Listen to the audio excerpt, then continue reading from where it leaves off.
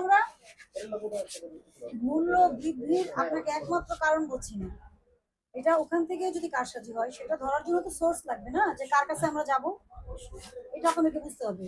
এবং রেট কিন্তু রিটার্ন আসতে হবে। আপনি যেটা বললেন কৃষক মোবাইল আপনাকে রেট দিয়ে দিচ্ছে, এটা কোনো সিস্টেম না। আপনি বলবেন কি, নাম ঠিকানা লিখে এনআইডি নম্বর দিয়ে বলেন যে আমাদেরকে এসে ধরে, স্যার ম্যাডামরা আসলে আমাদেরকে ধরে, হ্যাঁ ভাউচার একটা জেনারেট করো। কারণ যিনি পেঁয়াজের ব্যবসা করে উনি কিন্তু, যিনি পেঁয়াজ উৎপাদন করে উনি কি নতুন করে? আর করবে না কোনোদিন, সবসময় এই কাজ করবে। তাহলে এই সিস্টেমে আর আরবদার তো এটা আপনাকে দিবেই। ভাউচার ছাড়া, কোনো ট্রেসেবিলিটি ছাড়া যদি হঠাৎ করে পেঁয়াজের দাম আরো বাড়তে থাকে, আপনারাও কিন্তু ভুক্তভোগী হবেন।